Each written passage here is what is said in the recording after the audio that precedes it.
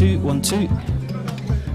After some very clever chess playing by the president, who then shortly after announced that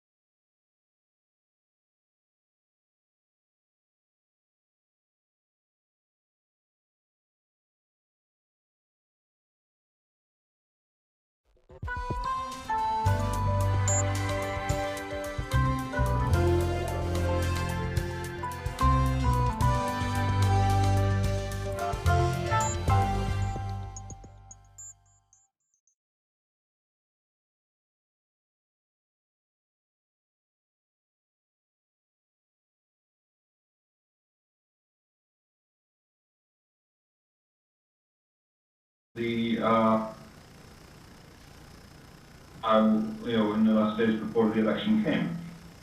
And then, of course, we go through the election. It's been ridiculous. As I said, unreasonable number of parties, unusual at least number of parties, no consensus, everything's a mess.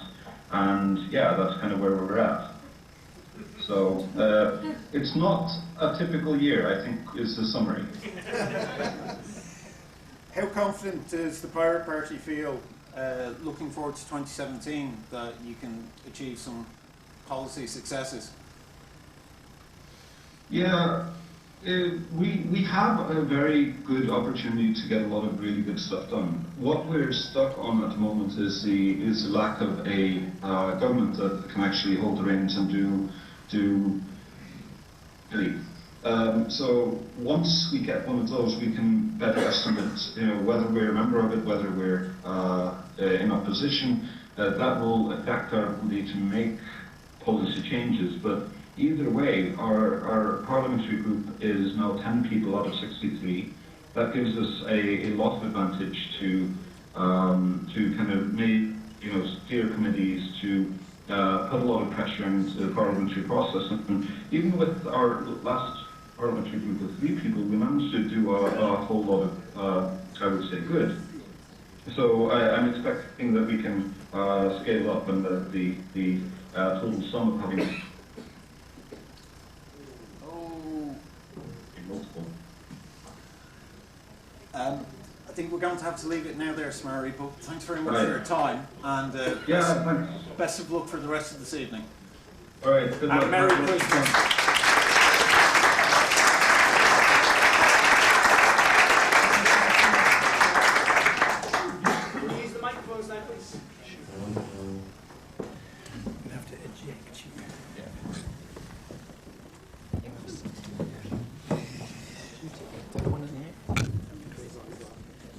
Okay.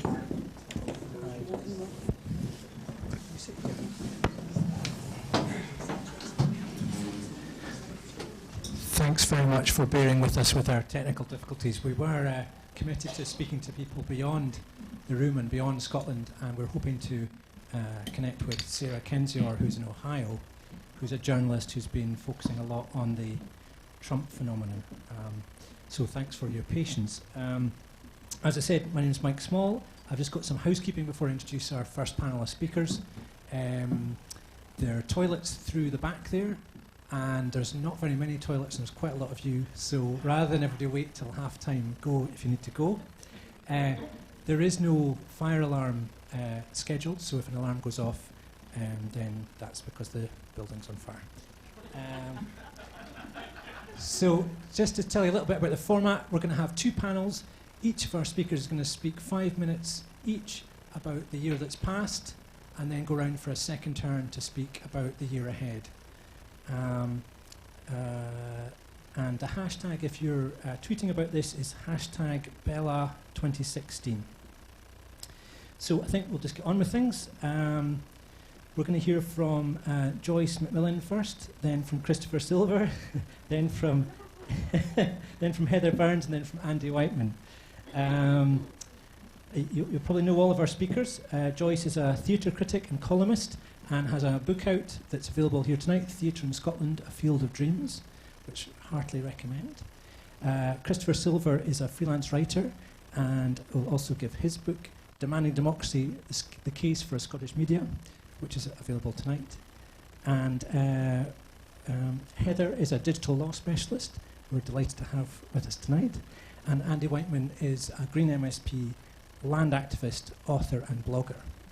So please give a warm welcome to Joyce McMillan.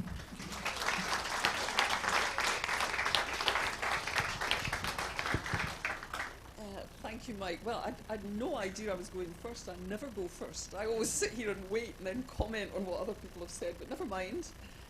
Let's go.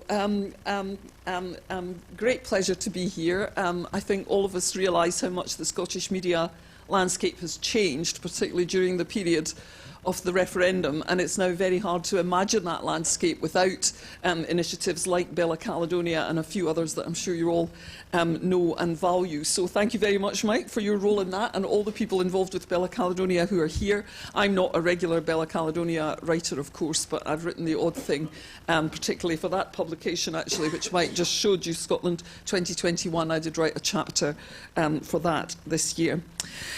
So the subject we're asked to talk about for our first 5 minutes, and just tell me when I've been going for 5 minutes, Mike, because I won't have a clue.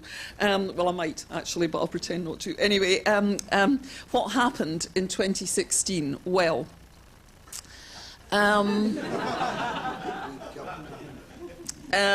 okay, I'm going to take a geopolitical view first, and probably I won't have time to get much beyond that. But in a way, doing the book, which I've just done, that book of mine there, which is an anthology of theatre reviews of mine, of theatre in Scotland since 1982, has reminded me of how much my whole working adult life has been shaped by a kind of opposition to the neoliberal project that began around that time when Margaret Thatcher was elected Prime Minister, and it began to be obvious that as Prime Minister she was going to do a lot of the things which she and her neoliberal friends had been discussing in the late 1970s in terms of, at least rhetorically, if not actually, and in some cases both, beginning to oppose the whole welfare state consensus that we had associated with the idea of post-war Britain. She wasn't alone internationally. She had allies, of course, in the Reagan government, which was elected in 1980 in America. I had known from an early stage that I didn't like this neoliberal ideology because I had encountered it as a young undergraduate at St Andrews, where many of its British originators were. People like Douglas Mason, the two Butler brothers, one of whom now runs that Heritage Foundation in Washington, which is one of the main sources of neoliberal and now, in fact, neoconservative thinking. Madsen Pirie, these people from the Adam Smith Foundation, they were all there, and Michael Forsyth and other conservatives like that, of that leaning. So I had heard their ideas at a very early stage in my life. I was only about 20 when I first encountered them, and I thought, well, this is not going to work. And although I've rethought it very often since, I've never really varied from that opinion. I think the neoliberal account of how human society works is just fundamentally flawed. I think it's a misunderstanding both of the individual human being and of the way human society works. I think you can see that from the works of Adam Smith himself, who is their great guru, but in fact would not have agreed, I think, with their kind of demoralised view, amoralised view of how the market works and all the rest of it. So I have spent really all of my working life opposing this. I've opposed it as a theatre critic because theatre is a fundamentally collective form of experience where people come together to be human together. And that's why I was drawn to theatre at the very beginning of this period. Although I'd had no prior interest in it, it wasn't really my bag at all when I was in my 20s.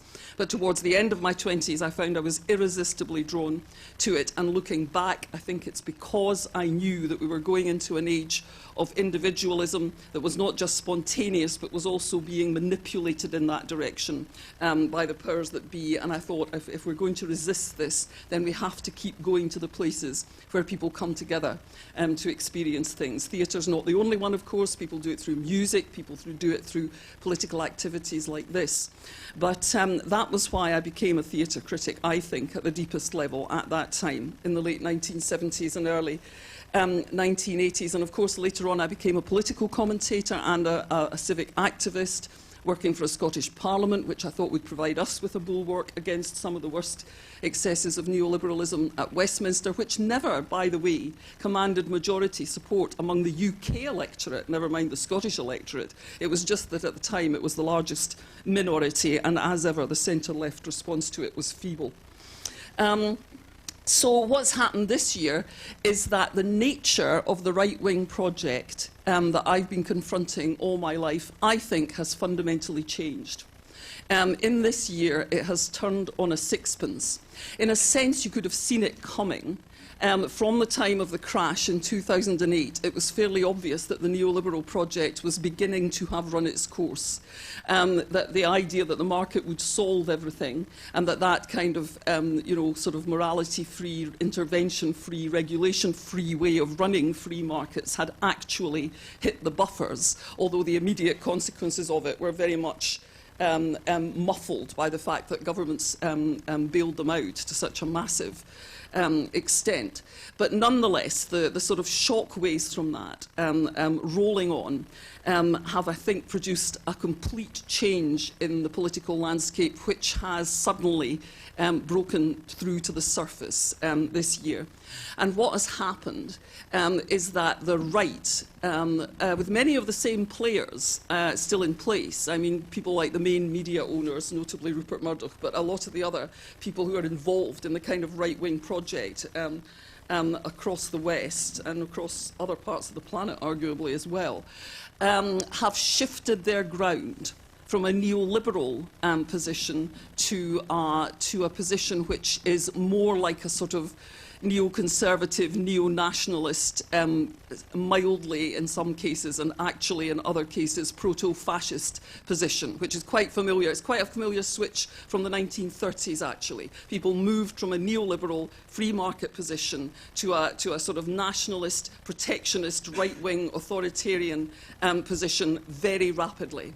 And I've been actually finding it quite stressful and extremely hard work this year as a columnist to keep up with the speed of the shift. Sadly, not in the centre-left and left-wing politics that I would like to see, but the speed of the shift in the nature of the right-wing politics we're confronting.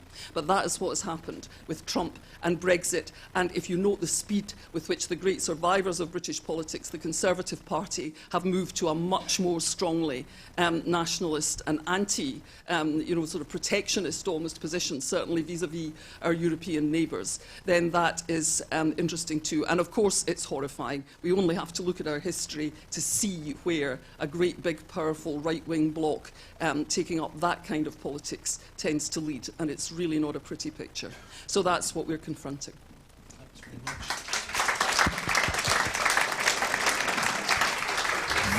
much. Thanks very much. Thanks.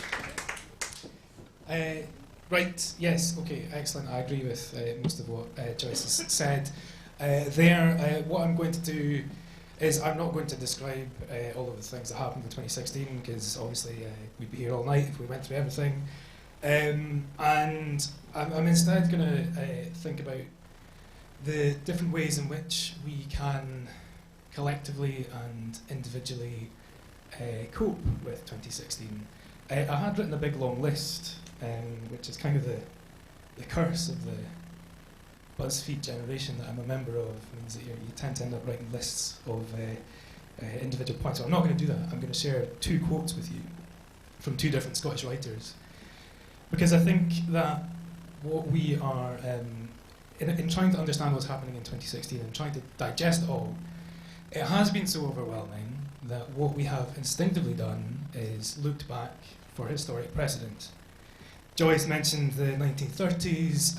I think there's also a case for looking at parallels with the 1960s as well, actually, and you can almost sort of chart it in terms of saying it's as though we are either living through the 1930s but with somewhat better economic circumstances, or we are living through the 1960s, but with far more grim and bleak economic circumstances, certainly when it comes to the crucial issue of equality, really. So, with that in mind, and there is also another point as well, which I think you do see in a lot of the electoral events that have served to shake things up over the past year.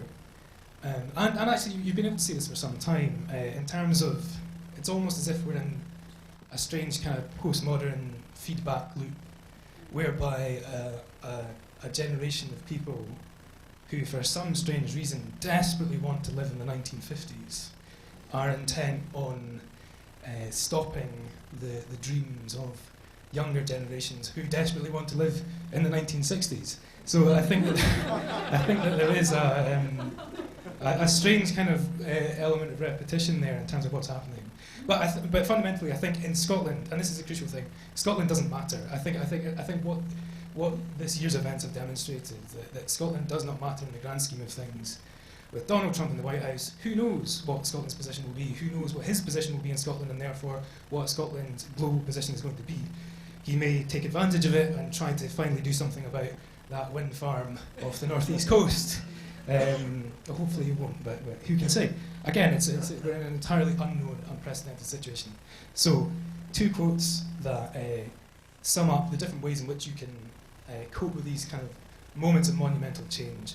The first is from Eric Linklater, writing in the 1930s, and he says, "Have I said we are an independent people? It is one of the blessings of a small land. For freedom of opinion, even of action, is still permissible in small places. And when I see the decency of the world progressively menaced by such things as the corporate state and other such heresies of the anthill, I think of the littleness of Orkney and remember with comfort that the Icelandic proverb that says, 'Little things are the last to be found.'" This is feeding back quite a lot, is it? Okay, no, but so that's one approach that you can take to seismic events in the world if you're a Scot. But here's another one, which is from Edwin Morgan and his poem "The Flowers of Scotland" from 1969. And this is where Morgan is really reflecting on the fact that ultimately the 60s didn't really happen in Scotland. You could argue it was very much something that happened in London, that happened elsewhere.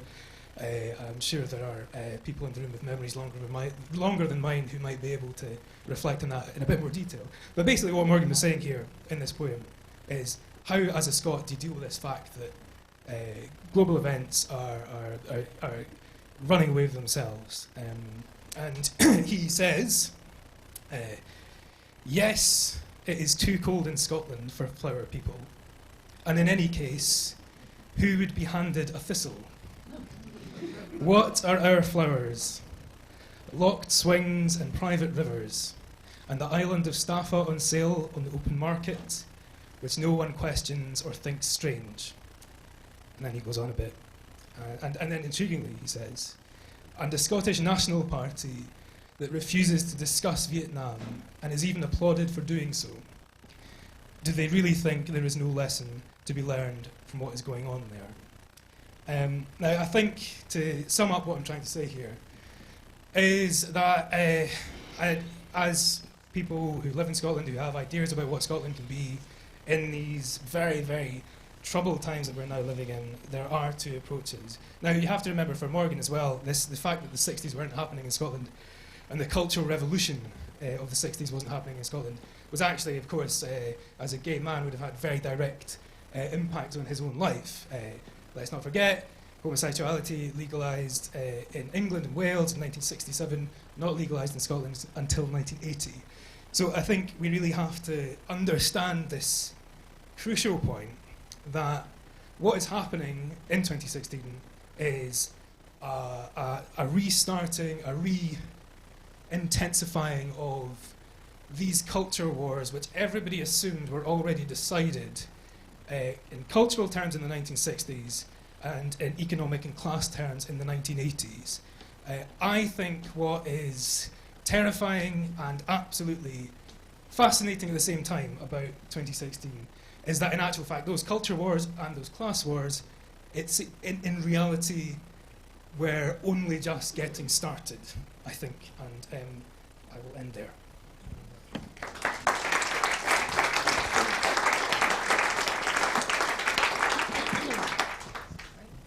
I'll ask you to keep me to time. I'm a new face here, so I'll introduce myself. My name is Heather Burns, and I'm a digital law specialist. I work with tech businesses and the digital industry to help them understand the impact of laws and policies on their work and how these sort of pieces of legislation translate into geek. And Chris spoke about historical precedent. And I can certainly say from the perspective of my industry that there is no precedent for 2016. This is completely new territory. Digital is a young industry. It's literally young in technology, and it's literally young in people. This is a bit of an ageist statement, but as you can see, most people in tech are under the age of 40, certainly under the age of 50. We have only ever known the European Union. We have only ever known freedom of movement. We have only ever known hopping on a plane as if it was absolutely nothing. The digital and tech industries, be it the amazing little tech cluster over at the Quarter Mile, or a digital agency based in the East Midlands but distributed around the world, or a tech giant based in London, all of these companies have been based and have been built on two things. One is the free flow of data, and two is the free flow of people. Tech needs data to flow seamlessly across borders based on a legal basis, and tech needs talent. Tech needs those people who can hop on a plane and start work in another country without a visa, without a lengthy process. Both of these things are now under threat for our industry this year. Digital is starting off on the back foot in any case, because one of the biggest problems in our industry is it is woefully miscounted and undercounted. Economic activity is still counted on taxonomies, which by and large were drawn up after World War II to measure economic reconstruction. These taxonomies are very heavy on, literally heavy, industry. They are only updated once a generation or so, and they are also grounded in international taxonomies. That's so we can measure economic activity across countries. So it's not just a Scottish problem, it's not just a UK problem, it's a global problem. The tech industry, by some estimates, within the UK is undercounted by at least 400,000 businesses, and by extension, millions of employees. If you work in digital in the UK, your work literally does not count. According to economic taxonomies, your work is other economic activity not elsewhere classified. And that goes for Scottish economic taxonomies, that goes for UK, that goes for European. We also tend to be a very tribal industry. We don't play well together. We're working on it. But we lack any sort of professional organization. And this has become a bit of a toxic soup, which has caught us on the back foot this year, because the legal basis for the free flow of data across borders is now under threat in the form of Brexit. The legal basis for the free flow of people across borders is now under threat. And the Department for Exiting the EU is taking representations from industries, but we can't organize ourselves enough to show up. I'm used to going to conferences and taking questions from people about, how do I get my e-commerce business compliant with such and such law? Or how do I make sure that people with disabilities can access our app based on this current legal framework? I'm now getting people coming up to me with tears in their eyes saying, can I still live here? Am I going to have to leave my family? So this is a really unprecedented time for digital, in that a young, growing industry, which has always been borderless, is now losing the very legal foundation which we have built on.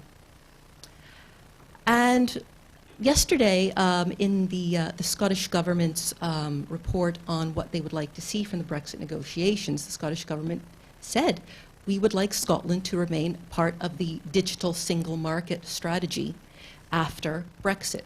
This is the European strategy. It's not the single market, it's the digital single market. It's a strategy that basically sees all of Europe as one unified digital marketplace that you can order something from Greece or Spain as if it was coming from Edinburgh. So this is a really tough time for us in that we are seeing borders and battle lines drawn when we really just want to get on with our work.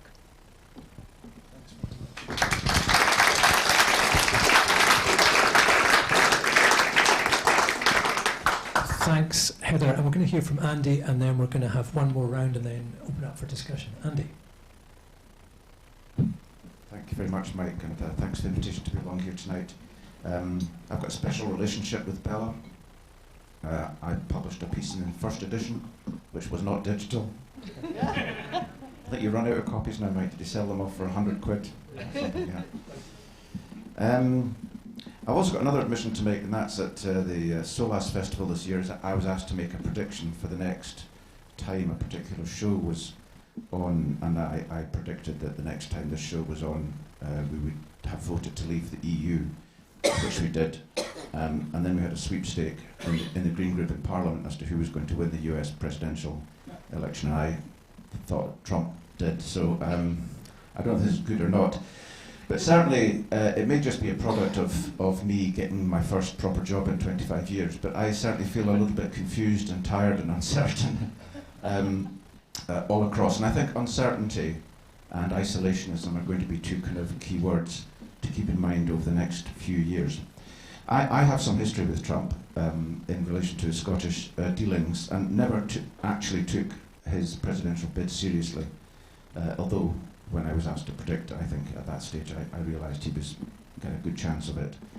He is an egoist, a very big egotist. I think nothing is going to go well. I fear for the fragility of US democracy. I was speaking to a Tory MSP the other day who was reading the works of the anti-federalists, that was Madison and people who were against the US Constitution because they didn't believe, they believed that the US Constitution was going to lead to a monarchical power, just what they were trying to get away from. And of course it was the anti-federalists who then campaigned for the first 10 amendments to the US Constitution, the Bill of Rights. And I think, and the Electoral College of course was constructed partly to give whites in the South, they didn't have much population but lots of slaves, as they sought an equal voice, but also as a bulwark against tyranny that some people feared the US Constitution would lead to. Anyway, I think the predominant fears I have are around the ugly nature of US politics and the racism and intolerance, and I think they will grow. On the upside, of course, across the water, Bernie Sanders made socialism a polite word once more in the US, and I would not underestimate the significant achievement in doing that. It was actually quite a remarkable campaign, and it reminds us that although we've heard reference to the 30s and all the rest of it, populism can easily feed on isolationism and fear and all the rest of it. Fundamentally, other campaigns that are more full of hope can also succeed. Obviously, the EU referendum was a very big event. I don't use the word Brexit. I think it's a horrible word for a start, and it excludes Northern Ireland, in my view. But it's going to utterly change our relationship as individuals, as communities, as regions, countries across the UK with the rest of Europe. I thought yesterday's paper by the Scottish Government, Scotland's Place in Europe, is a very serious and thoughtful piece of work. I'd just rather it had been announced to Parliament before the press, but there'll be issues around that in the new year. And the implications for Scotland, I think, are very, very profound, and no doubt we will discuss some of them this evening. And finally, on the international stage, of course, to the left of us, to the east of us, we have a resurgent Russia with very little, one fears, in the way of instincts to join a broad, liberal, democratic world. I was just downloaded and briefly scanned Amnesty International's report they published just 2 days this week, I think, on human rights in Crimea. And it makes very, very grim reading indeed. On the upside again, in Europe, of course, we had the election of Alexander Van der Bellen as the president of Austria, which was a small mercy, I think, at the time. Of course, the highlight for me in 2016 was getting elected to Holyrood, joining a group of 6 Greens, which is very encouraging, and joining a parliament as well with the largest number of new members since the very first one, and that in itself is, most of them are Tory, but they are new, and any individual new person brings new perspective and new challenges to the old order, the old way of doing things, with new powers, of course, with many mandates, no majority and multiple mandates, and I think that's very good, and also a 5-year term, which should be enough time to get some serious reform done, some transformational change. Yeah, I reflected in a lecture I gave the Stephen Maxwell Memorial Lecture the other week about what I believe is an important job to do here in Scotland, and also a very important one in response to global trends, which is to deepen and strengthen our democratic institutions and the extent to which people feel engaged and have a meaningful role and place and voice in the issues that affect their everyday lives. And that is actually a very, very big project. It was a big project in the late 19th century. It was a proud project in the late 19th century. 100 years ago, MPs would get elected here, and we'd see them off at Waverley Station. There'd be a pipe band playing, the Provost would give a speech, and you wouldn't see them again. They'd be off to sue for peace in Sudan, or repeal the Corn Laws, or extend the franchise, or whatever they did. Because 99% of what affected the citizens of this city was undertaken by the corporation. The corporation, did housing, did lighting, did energy, and all the rest of it. And it's that steady erosion and uncertainty about where state power lies, and I think the need to rebuild the local state that's vitally important. And finally, just one other thing. This has been, I think, will be the warmest year on record. We've got massive, massive challenges in terms of climate change. Some of them we'll be facing in the Parliament with the new climate change plan, which we're going to have to deal with things like heat, agriculture and transport, which are pretty tricky issues. And we're also going to have to confront some serious challenges about, for example, leaving oil in the ground. We need to leave about 2/3 of it in the ground to avoid the 2 degrees, never mind the 1.5 degrees that we aspire to. And yet the First Minister this week was talking about not leaving it in the ground, but who's going to benefit from the 20 billion barrels of oil that still lie in the North Sea. And the Environment Secretary today was in the Chamber addressing criticism of the SNP's policies in air passenger duty, saying we can manage this increase in emissions because it will deliver economic growth. And finally, just one little thing. It was nice today to uplift us. I think, as I understand, the First Minister has a fear of dogs. We had some puppies in Parliament today because there was a debate on the puppy trade. And the SSPCA, Nicola Sturgeon, visited this morning, and they worked her through her fear of dogs. So I think that's quite Thanks very much, Andy. So we want to move quite quickly to discussion and question. So I'm going to ask Joyce to all of our panel to go again, but to be as succinct as possible, and your 5 minutes have become 3. This is about what happens next, what we should do now. Well, I'm going to make it's on, good. I'm going to make it about what we should do now. I think, first of all, we just have to reconcile ourselves to the fact that there's no quick fix for the scale of problems that we're facing. I mean, the things Andy has talked about, the things that all the panellists have talked about are not going to be resolved, by a quick vote for Scotland to leave the UK or another vote to remain in the UK, in what I would see as a kind of worst case scenario, I have to say.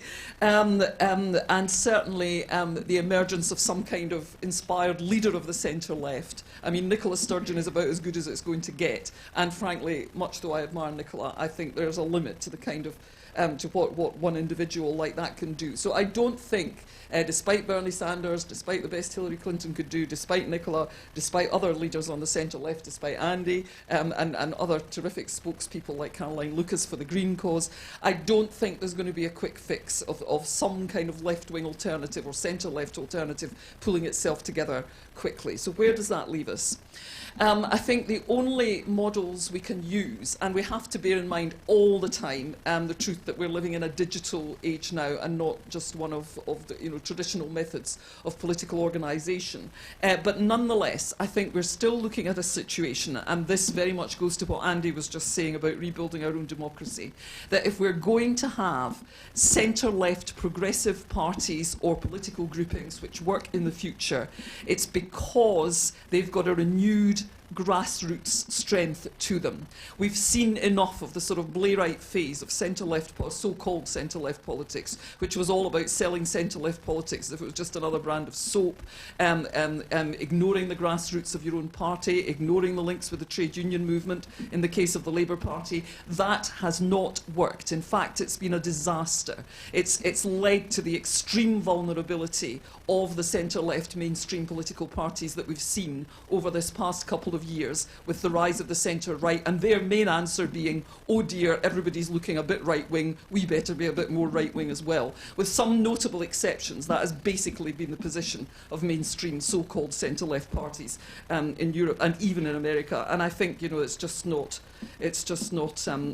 good enough. And the only way they're going to develop the strength for that kind of resistance is if they have real grassroots support behind them. Now, what is that grassroots support going to look like in the 21st century? That's a different question. Obviously, the old model of the workplace organised trade union movement as the basis for your most effective political party is not there anymore. It's going to be different kinds of community groups. I think it will have to be strengthened forms of local government, and my hunch, and this is going back to Andy's agenda again, is that it will have something to do with empowering local communities through new forms of energy, which are generated in local communities and over which local communities have some control.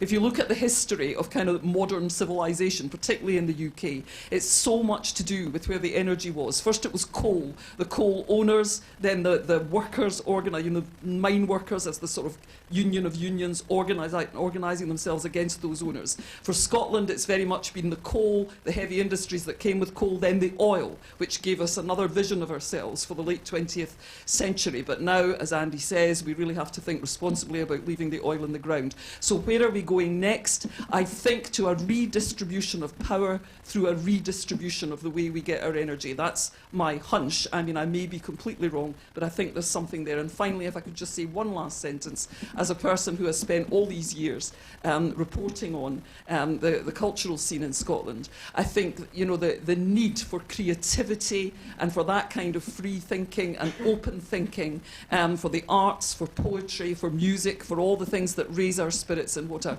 undoubtedly going to be tough times and give us new visions to get us through, has never been greater. And I hope everyone who's involved in politics will take time out to think in terms of their cultural experience and the sort of joy that can bring, as well as of the nuts and bolts of politics. Thanks.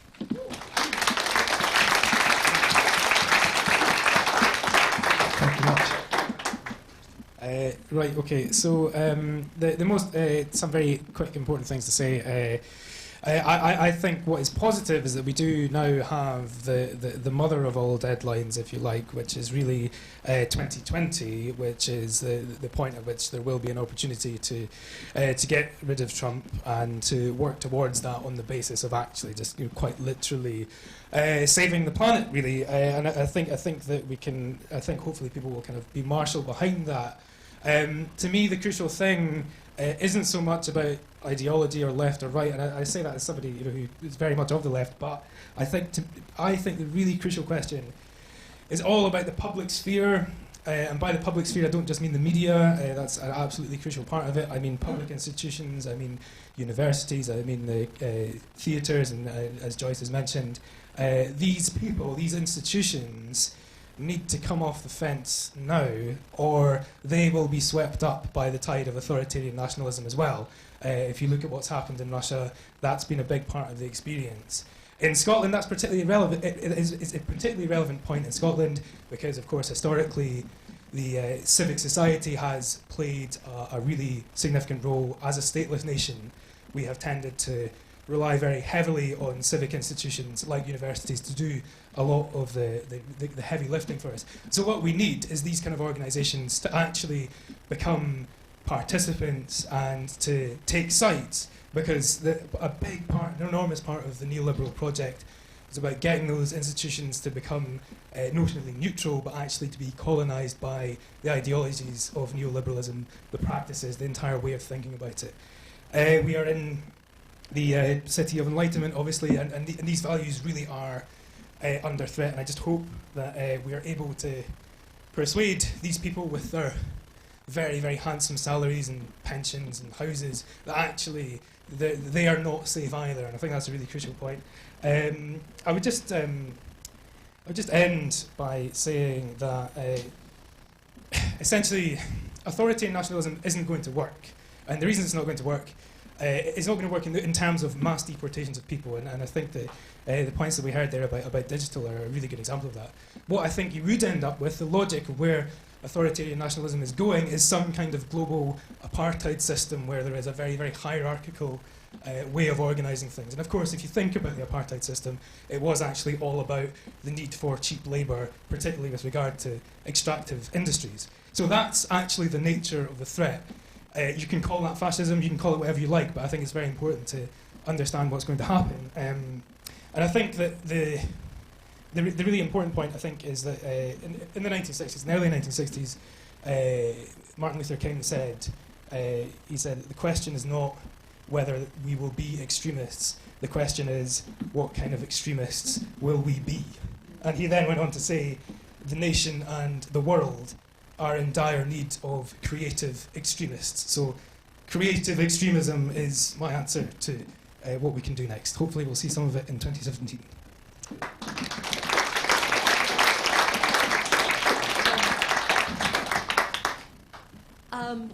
Wow, how do I follow on from that? I've often said that I felt like I've been pushing a rock up a hill for many years, trying to get my industry to think of issues in terms of people's own responsibility as designers, as developers, as the creators of software applications, to things like privacy, to data protection. And along comes Donald Trump and does more for me than I could have done in years. But in all seriousness, what I am finding with my own industry is that people are not willing or able to wait for governments or politics or the law to do the job for them. And we are seeing some rather wonderful creative extremism. People are talking about encrypt your websites and all your communications. People are talking about clear out your unnecessary data and delete it all after a certain amount of time. These are things which have always been codified in law. But now, certainly for us in the UK, that legal basis, which is the EU data protection regime, is under threat. Many of my friends and colleagues in the United States have signed an absolutely harrowing petition this week, which you can see at neveragain.tech. And this is a petition where American tech professionals have vowed not to participate, if ordered, in the creation of any sort of database to categorize American citizens by nationality, religion, or race. And it made my stomach churn to think that this even needs to exist. But it does. The problem is the government doesn't need to order any tech company to build a database. It already has that data. So people are starting to think creatively about how to minimize the data that's out there, how to protect each other. This morning we had the verdict concerning DRIPA, which has a knock-on effect for the Investigatory Powers Act, where the European Court of Justice, which has nothing to do with the European Union, ruled that mass data retention of all communications data here in the UK is not compliant with European data We protection. didn't have a care in the world. You know, we had a grant, we had our bills paid as long as we vaguely kept up with the university work. You could get a job in the holidays, and you could also claim dole if you couldn't get. I mean, you know, it was just a different world in terms of the provision for the people. But that wasn't because society was wealthier. It wasn't because the structure of society was fundamentally different. It was because people had decided that that was how it should be. In the post-war period, people said, we may have nothing, but this is how it's going to be. Education will be free, healthcare will be free, we will have a welfare state, it will look after people from cradle to grave, and we will build that, however difficult it is. And it was a political decision, and it's still a political decision today, whether we have these things or not. Of course, people have to pay more tax, but if you've got a society that's delivering back to you, then you don't mind, fundamentally, paying more tax, as the very successful history of the Nordic countries shows. Not that there's any easy way for Scotland to get to that Nordic place, but nonetheless, it's something we should be thinking about. So I don't think it's necessarily that the students don't care, and they are active in different ways, and of course, there's whole areas of online activity didn't exist in the 60s and 70s, but nonetheless, I do think they're a generation who are the victims of the political changes we've seen over the last 40 years, and another reason why we really have to think our way beyond them and into a new kind of social democracy. Thanks very much, Joyce. Has anybody got any further questions, either reflections on the year we've been through or for the year ahead? Yes, at the back.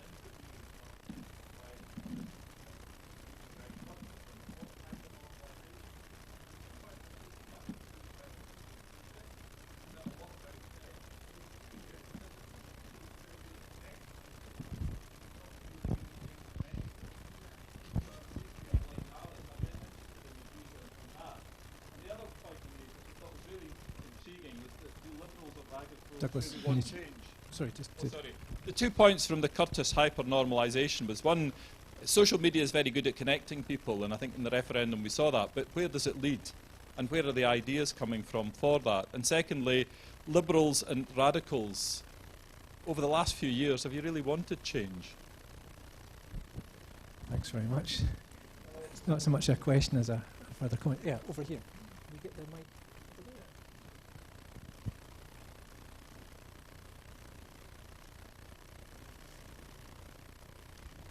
Thanks. I just wanted to ask, because Russia has been mentioned twice, I think, but the figure of Putin as a phenomenon of 2016 and indeed the years before that has not been.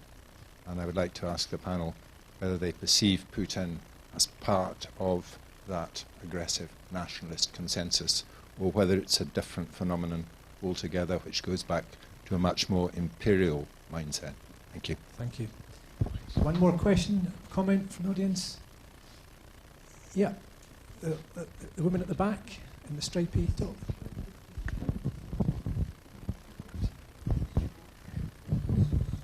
Thanks. As the first question from a woman, but anyway. It's really just a reflection that I live with a Greek, I visit Greece very often, but we haven't seen the same move towards politics of the right in Greece. I'm not saying that socialist government, they haven't lived up to a lot of their promises, but there has been, they've got a groundswell of support, particularly from students and from young people. They may have misused it, but nevertheless, I think it's an interesting country where it hasn't gone in the same direction as others. Great, thank you. And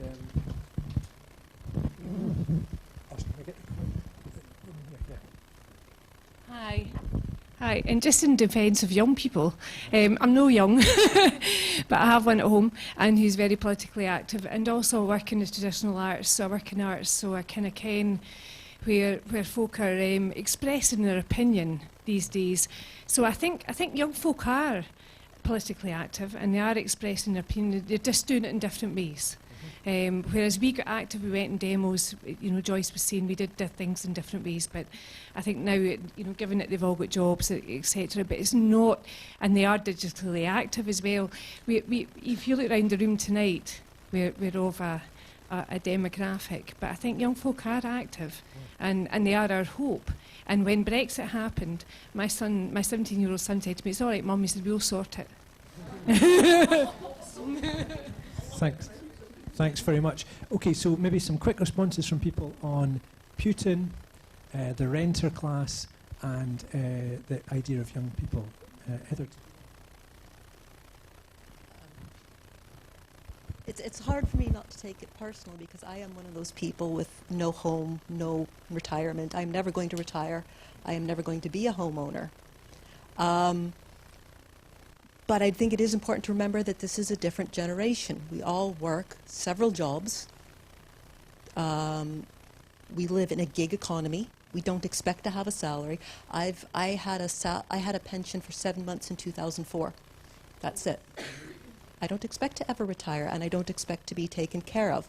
But I do think that the older generation hasn't quite grasped the magnitude of the challenge ahead. Most of the people in here are of a generation for whom retirement was a sacrament. My generation does not ever expect to retire. Most of this generation took home ownership for granted. My life's goal is to have a home by the time I'm 50. I think this is a very different world we live in, and I think this does feed into Brexit, in that what we have had is freedom of employment, is freedom of movement, the opportunity to up sticks and maybe take a job for 6 months in Berlin, move to France, and that has also been taken away from this generation now. And I think, I sometimes see a lot of people saying, don't stir up intergenerational conflict, it's a false conflict. I can tell you it is not. And I think this is something we're going to be needing to be dealing with in the years ahead. What about this generation who maybe aren't marching in the streets but have been very hard done by, who are never going to retire, who are never even going to have incomes? They're going to have gig money here and there. What happens when that hope and opportunity is taken away from them? Right. Yeah. Okay. So I think part of the reason I'm going to take a stab at as to why it kind of ties up with the previous point as well. Basically, a big kind of underlying story which hasn't really been picked up on, but was picked up on around the autumn statement, is the fact that there is a mounting crisis in terms of wages in this country. In real terms, the IFS predicts that in real terms, wages in 2021 will be lower than they were in 2008. And obviously, the difference what makes that situation notionally sustainable is personal debt, and everybody, including myself, who goes to university, everybody under a certain age is expected, as a matter of course, to take on personal debt. And yes, that does massively affect the way that you go about your career, activism, your involvement in society is massively conditioned by that, I think. The point about social media, I entirely agree. I think it's absolutely fascinating, and again, absolutely terrifying that you have a situation. If you consider 2011, everybody was enthused with this notion that there was something inherently liberating about social media, and perhaps there is, but because of the Arab Spring, I think people were swept up with that easy answer about activism and networks defeating hierarchies. It just seemed to all make sense. And today, you have, of course, the darkened version of that, which is what's been going on in Aleppo and how that's been refracted across social media in terms of people throwing out these alternative blogs that are disputing every source that's on the ground, and it's all become a mess, because ultimately what social media does is it favours the particular over the general, and it favours the individual over the collective, and it also crucially it favours the salience of opinion over facts and over sources, and that's an absolutely massive problem in its own right. And it does actually relate to the point about Putin as well, because the way that the Russian regime has weaponized these tools is it's been incredibly effective. I think it can perhaps be overstated, but nonetheless, I think people recognize now that the ability to put out alternative narratives, as Bella Caledonia has done, as countless progressive outlets have done, in ways that we want to celebrate. There is a very dark alternative to that, which is actually not just. And what's dark about it is that I think a lot of it is actually an attack on the validity of storytelling itself. It's not that Putin is setting out to promote a specific agenda when he is when people are trying to muddy the waters around what's going on with people being killed in Aleppo. It's actually about, I think it's an attack on the ability of anyone really to bear witness and not be treated as in some way a shill or a stooge for somebody else's agenda. And the fact that, and in a sense, to me, that's what, as I said in my previous remarks, that's the element that's really worrying about the whole erosion of the public sphere. Because if you can't agree on even the most basic truths as to what is happening elsewhere, then this what we need, which is ultimately a kind of global sense of consciousness and a kind of global demos, if you like, that's never going to be built if we can't agree on very, very basic facts about what is happening and ultimately sort of marshal people and draw people's attention to that. So yeah. Thanks. We're just going to break, but Joyce, do you want to say something quickly before we take a break? There's two questions down here that I was really interested in. One was the one about social media. They connect us up, but they don't take us anywhere.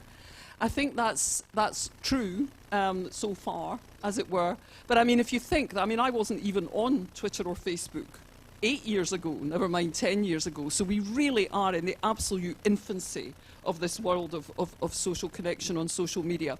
All I've learned about it so far, and I learned it even before there was social media really, I learned it by trying to construct groups on email, is that you can take electronic connection so far, but then you do eventually need to meet people and really talk to them. And it really is not quite the same thing. It's useful, it's not that you shouldn't be doing it, but I think human beings, as long as we remain roughly similar to what we are now, and who knows how long that will last, we have to acknowledge that the face-to-face meeting, the development of solidarity through actually being together, eating together, being in space together, you know, singing together, whatever, is very, very important to our ability to kind of feel each other's presence in a real way and to construct strong bonds of political solidarity, which is what we all need, no matter what age we are. Without a strong political solidarity, without an idea of the kind of just society we want, we will not be able to fight to reverse the things that have happened to the younger generation of people in our society, the negative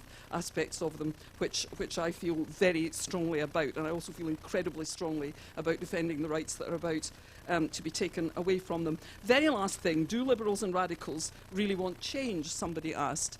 Well, if there's one thing I think is really an underrated skill in politics, it's spotting when change is not necessary. When you have something good and you ought to be defending it rather than trashing it. If you think of the lives that most of us have lived in the West since the 1950s, the relatively high levels of peace, of advancing prosperity, we really, in a sense, certainly my generation, born in 1952, we have not known that we were born. And it's because of that betrayal of a younger generation who are beginning to be less well off than their parents were that I feel so strongly about that particular aspect of it. So when you have something that is working, like a national health service, obviously flawed, but you know, we have to learn the art of not having this constant mantra of change, because it can just be a front for the cheapest kinds of regression, privatisation, deterioration, whatever. I mean, for a reason it's too complicated to explain, I found myself looking at the page of an AfD German politician from the far-right party, AfD, and what did it say at the top? It said, change is possible.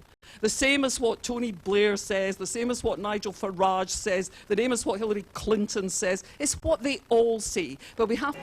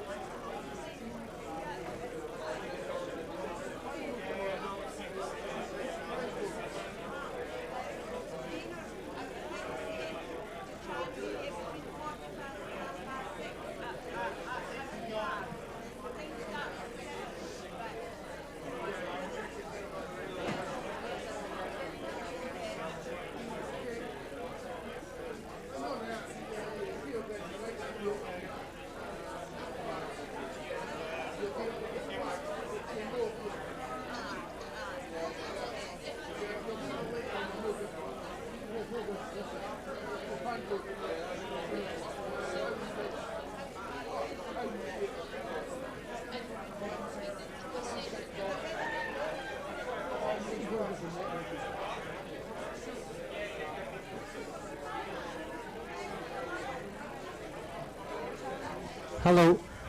Hi, could we begin to have a seat again? We're going to get started very soon.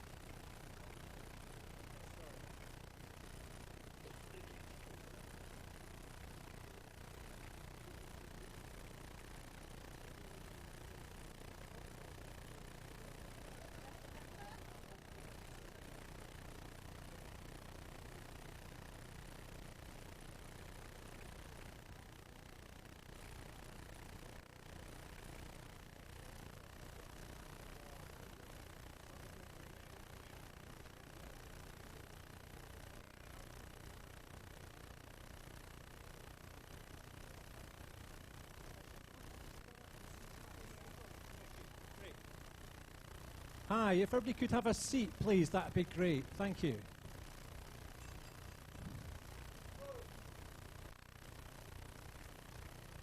So if you could have a seat, we're going to get restarted. We're running a wee bit behind schedule. Some of our speakers and some of our audience have trains to get. So when I ask you whether you're the audience or the panel to be succinct, it has more than a little urgency to it.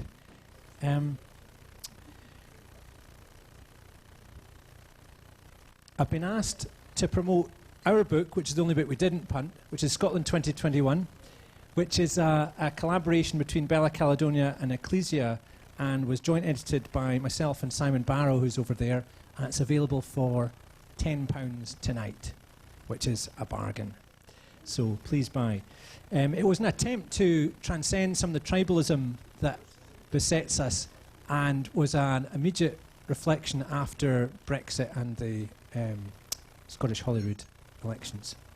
So I'm going to introduce you to our fresh, new panel, which includes Leslie Riddick, author and broadcaster, columnist, David Pratt, who's the foreign editor for the Herald and Sunday Herald, as well as the deputy director of Scottish Global Forum, Laura Cameron-Lewis, who's a cultural activist, dancer, and Bella board member to fame, and Gordon Guthrie, who's the author of How to Win a Second Referendum.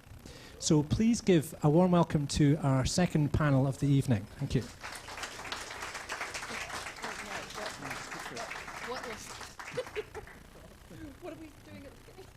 Okay, so it's the same as the last time. We're going to try and ask our panellists to speak for a few minutes on the year has been, and then we're going to go back to them and ask them for the challenges ahead. And at some point we may connect with Ohio, tech willing. Leslie. Right, thanks very much. A bit like Joyce here, actually. It just shows you, Joyce, how often we're usually at the rear end of something or other, you know, rather than the actual full buna itself. I'm conscious that kind of it's a bit boring if we just keep repeating things that have been actually very eloquently said already. So I was trying to take things a bit in a different direction. I was struck by something that Chris said, where he said Scotland doesn't matter, when there was a kind of communal bristle went through the room. I'm sorry, you what?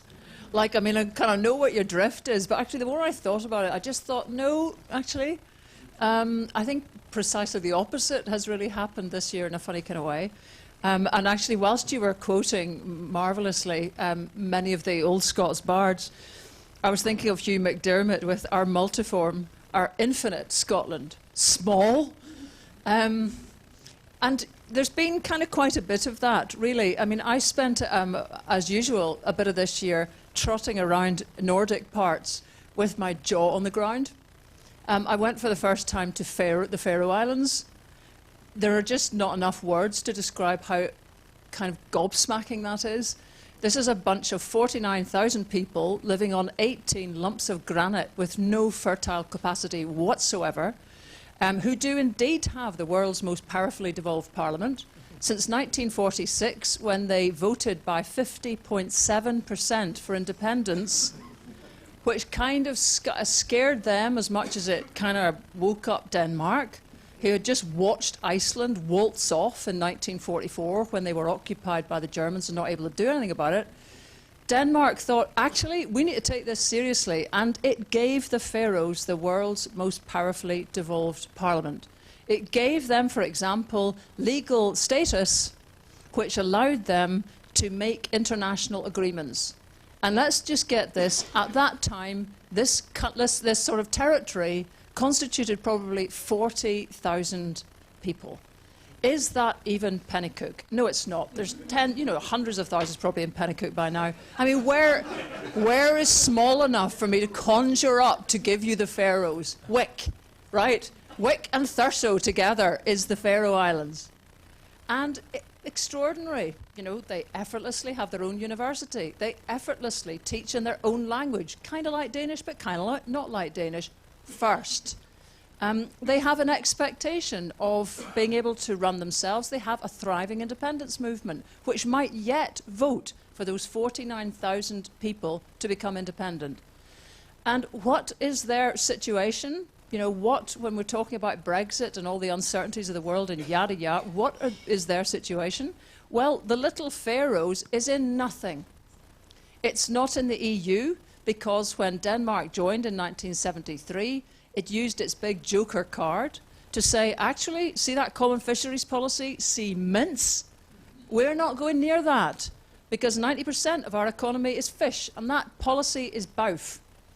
So the Faroes were able to opt out right there and then, and since then they have been members of nothing. They have not been in the EEA. This is the one that Iceland and Norway are in, because basically Denmark sits in that seat. Just to avoid confusion, the way I think of it now is that the EEA is like a saucer and the EU is like a cup.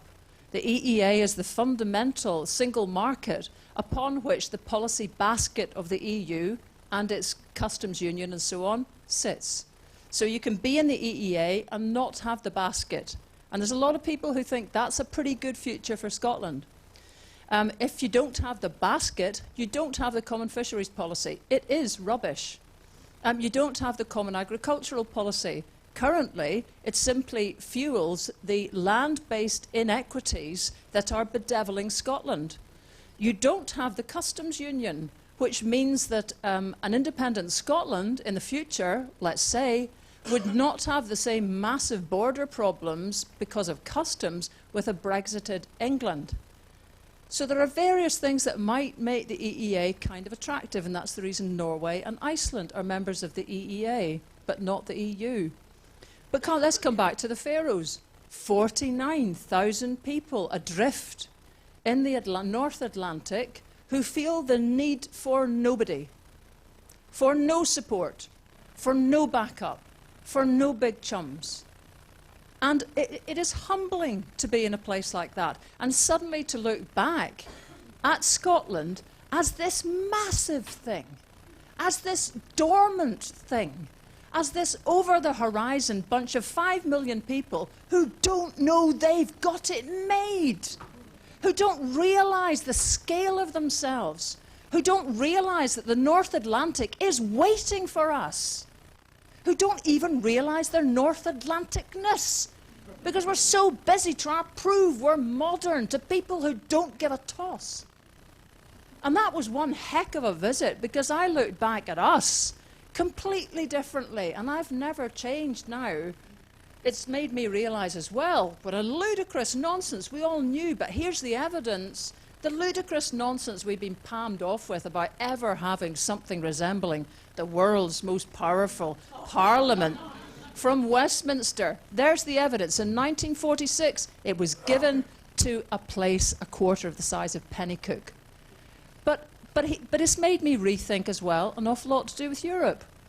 And I think we need to consider that there are perhaps other clubs within Europe, other solutions within Europe, and maybe not be too wedded to the EU as the only way to express our desire to be full players in a wider field. As a result of going to the Faroes, I met a very interesting Faroese MP, Bjørst Samuelson, who's a woman, by the way, and she was going to a conference which Graham from Lateral North at the back was also at, the Arctic Circle in Reykjavik, to which Nicola Sturgeon also appeared. And she was a keynote speaker. Now, actually, Nicola was billed as a keynote speaker along with Ban Ki-moon. And Graham and I know which one attracted the greater attention, and it wasn't Ban Ki. It is quite an extraordinary phenomenon to see Nicola Sturgeon, and many of you will know that the other part of my year has been spent on land reform, again, with the same banners that we had last year, again, without needing to change a single dot or question mark at the end of anything, because, again, we had a tenant farmer evicted for no good reason, because this SNP government doesn't really want to have to take on the legal establishment or the establishment over this. So a lot of my year was spent on a domestic policy basis, basically very, very upset at the notion that there seems to be no way to criticise the SNP constructively because it seems to imperil the independence project. And because politically, apart from Andy and the Greens, there's nobody in there that you feel you want to hand the baton to anyway. I think that's a big problem. There's a kind of domestic, international or national split developing, whereby I think Nicola Sturgeon is doing great guns. She certainly spoke incredibly well in Reykjavik. And it would certainly be said, I think, that she sort of spoke for a very much larger community of we states. She managed to sum up somehow a sort of social democracy which might actually be there for us to be actively involved with, pulling Europe and the European Union away from the big players and beginning to make them conscious of a different set of dimensions. We've talked about the Russian dimension already with the Baltic states, but there's definitely a North Atlantic dimension which is there to be realised. And it's one that we just... Hello everyone. 2016, eh? Ring the bells that still can ring. Forget your perfect offering. There is a crack in everything. That's how the light gets in. Dear Leonard Cohen, you tell us something that we know about ourselves, but we forget at times of strife and stress. I think artists at these sorts of times have never been more important. As Joyce said earlier, the communal aspect of bringing people together, and not just the artists themselves, but the people who surround the work, using the world to think with. It's the place where we can hold up things that seem mutually exclusive or contradictory, and actually look at what they are. And I think for those of us who've been part of political movements recently, I think that's increasingly more important, that we can find that space to look at the things that we've believed in, the things that we say we're trying to do, and actually understand where the contradictions are, and what the impacts of that are. I'm sorry, Mike, I'm doing as artists do. I'm going to break with tradition. I'm going to break with the rules. And I'm actually rolling your two things into one, because I thought about what I was going to give you tonight, and I thought, okay, first, I could just talk to you about all of the intellectual responses I've had to things this year, but you've had a lot of that tonight from really amazing people. So then the other thing I had prepared was the thing that I'd written about motherhood and disability, and actually I've decided to do neither of those things. I was going to give you a vote. I was going to let you put your hand up, and no, I'm not giving you a vote. I'm going to do something of a performance piece. So there's been some mention of the Russian government, and it made me think of and Adam Curtis's films were mentioned earlier, and those of you that have been following and watching those will have seen the films where he's exposed the work of the performance artist Vladislav Serkov in terms of creating a state of disharmony. And now those of us that have lived in an artistic life have for a very long time experienced the sorts of things that young people of today do, which is never expecting to be able to give up work, never expecting to own anything. We're in many ways the canaries in the coal mine. And in terms of the kinds of post-truth narrative that we're in the news and the culture that we're in just now, this is something that's very much been predicted as far back as the 60s and the 70s. And when I was doing my training as an artist, we were very much within a postmodernist tradition, and that of a complete distrust with narrative. And so it kills my heart to see that this is where we are all at now. This is where the mainstream is, and I didn't want to be ahead of that bell curve, but that is where we are. And so I want to offer something to you all that's something of a piece of solace for the darkest night of the year. For the evening of eternal dark, Rebecca Solnit's words have been particularly of solace to me at a time where I've been very politically active over the past few years, and at a time where I myself have not been able to read the news without feeling utter dread and powerlessness. I have struggled to find the positivity and the kind of powerfulness that I can have as a human being. And reading Rebecca Solnit's words that she wrote in 2004 made me think of myself in 2003, 2004.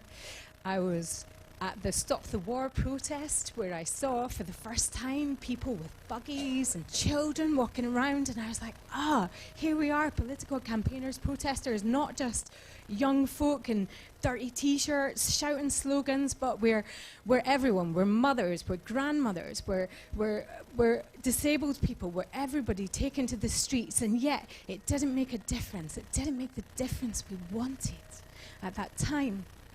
2003, 2004, I was in a performance group called Highway Diner. We made a performance. I stood on stage. This music was playing. This is Godspeed You Black Emperor. The title of this song is Hope. Rebecca Solnit's Hope in the Dark was written in 2003, 2004. I stood on the bricks. I laid a path of bricks. I balanced in high heels, my clothes off. I was naked and vulnerable with the audience. And I said to them, here we are, you and me. I'm looking at you. it's 3 in the morning. We've discussed everything there is to discuss, everything we're afraid of, everything we want to build. Here we are, what we're going to do. We've torn the walls down between us. I'm looking at you, you're looking at me. Rebecca Solnit, 2003, Hope in the Dark. She's writing, giving us a text to believe in at the darkest time when George Bush was in charge, the Iraq War was happening. And there I was, 2003, standing on those bricks, looking for hope in a show called Building Skyscrapers, which was about the utter instability and insustainability of the culture we live in, which depends upon people in other parts of the world, their materials, their labour, the riches, the comfort we enjoy, and our utter inability to understand how things could be different. But that is what is facing us now, and what we have to do together. Together, we have to think of a way to do things differently. 2003. 2017 coming up. I turn to Rebecca. She says, grounds for hope. Your opponents would love you to believe that it's hopeless, that you have no power, that there is no reason to act, that you can't win. Hope is a gift you don't have to surrender, a power you don't have to throw away. And through hope, you can be an act of defiance. Defiance isn't enough reason to hope, but there are good reasons. There are good reasons. She wrote this at the height of the Bush administration's powers, the outset of war in Iraq. That moment passed a long time ago, but despair, defeatism, cynicism, the amnesia and assumptions from which they often arise have not dispersed. And even as most wildly, unimaginably magnificent things come to pass, there is a lot of evidence for the defense. Coming back to this text, she thinks about that being an extraordinary time full of vital, transformative moments that she could not have been foreseen. It was also a nightmarish time, and as it is now, full engagement requires the ability to perceive both hope and the nightmare. The 21st century has seen the rise of hideous economic inequality, perhaps due to amnesia on the part of the working people who countenance a decline in wages, working conditions, social services, and the elites who forgot that they conceded to some of these things in the hope of avoiding revolution. The rise of Silicon Valley as a global power center has eliminated and automated countless jobs, enhancing economic inequality, and has produced new elites and monstrous corporations like Amazon, with its attack on publishing, authors, and working conditions, to Google, which is attempting to build a global information monopoly in myriad areas, including the power, the sophisticated profiles of computer users. Hope in the dark. Hope in the dark. It's a tremendous human rights achievement that has been achieved, not only in gaining rights, but in redefining race, gender, sexuality, embodiment, spirituality, and the idea of a good life. The past half-century have flowered during a time of dark instability. The stories we tell are the most important thing we have just now. The stories are what have been taking place in the right-wing media, and we've forgotten on the left. The rest of us have forgotten how to tell a compelling story. Changing the story isn't enough in itself, but it's often been foundational to real changes. Making inquiry and an injury visible and public is often the first step in remedying it. Political change often follows culture, and what is long tolerated is seen to be intolerable, or what was overlooked becomes obvious, which means that every conflict is in part a battle over the story we tell, or who tells, and who is heard.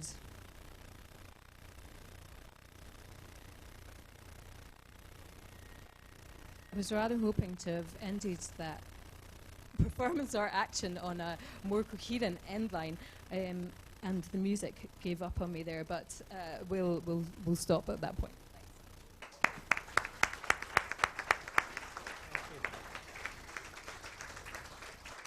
Thank you very much, Laura.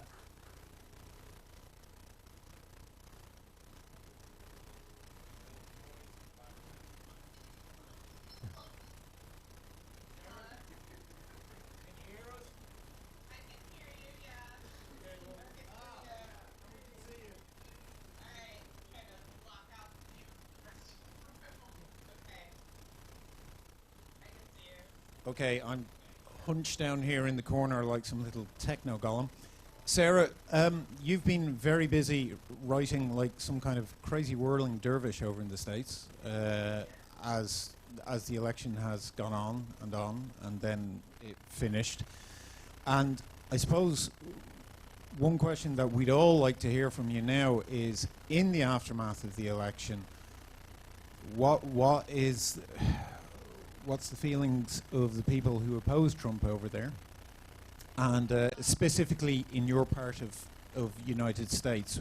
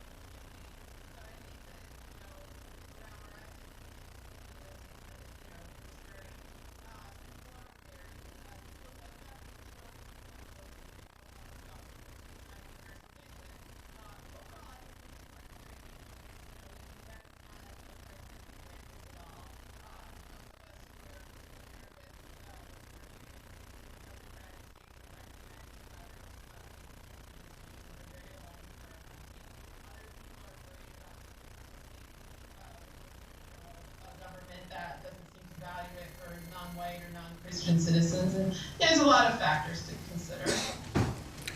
Where do you think the points of resistance are going to emerge in the coming year, in 2017?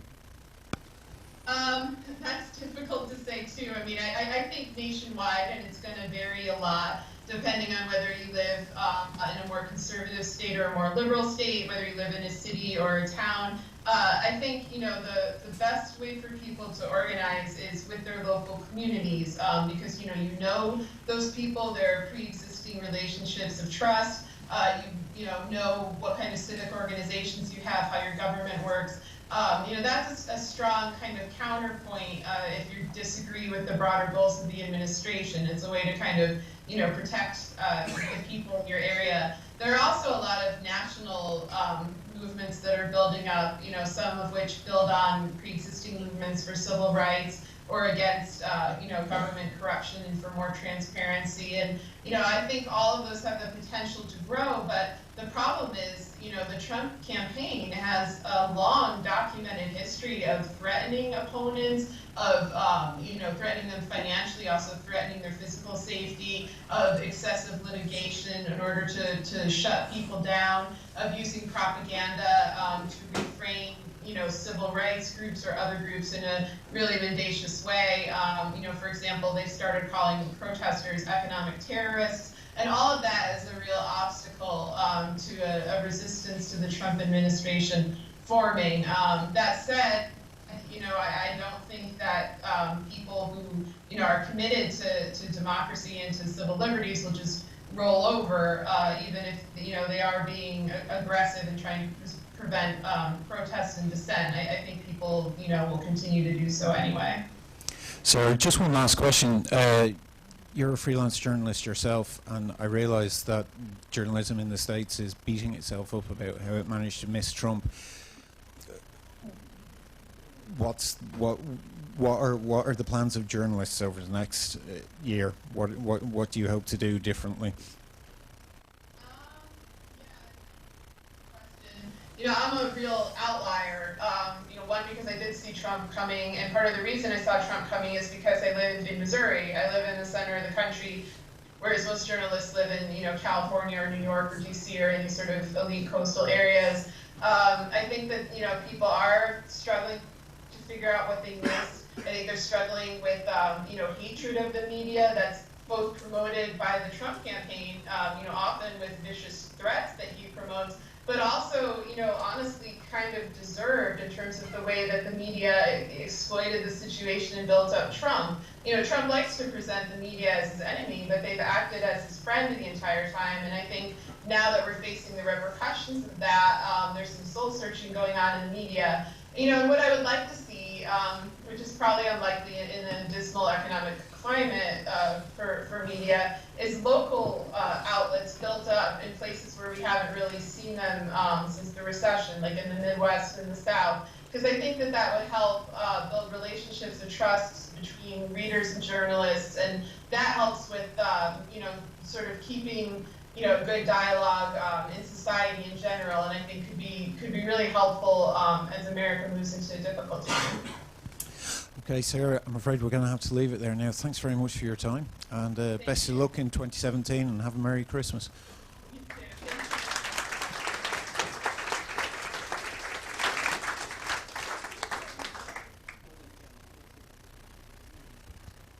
Thanks very much. That's Sarah Kenzior, who writes for De Correspondent, which is a fabulous crowdsourced Dutch magazine, and is the author of The View from Flyover Country. Some of our panel may need to get a train. Some of you may need to get a train. So if people leave the panel unexpectedly, I don't think it's because they've taken a huff. I think it's just they need to get home. Moving on swiftly, we're going to take some questions from you after. No, okay. We're going to hear from Gordon. Sorry. But I just wanted to remind you that when we do get to questions, we're going to speak through the microphone because we're working with Indie Live, which means that we're speaking to a far wider audience in this room. We're live streaming to across 14 different platforms to thousands of people. So hello to everybody on Facebook Live, and a hello to Cheltenham GCHQ if you're tuning in as well. Gordon is a Bella Caledonia writer, a freelance writer, a tech innovator, and an author of a book that I think you all need to read. Please give a warm welcome to Gordon Guthrie.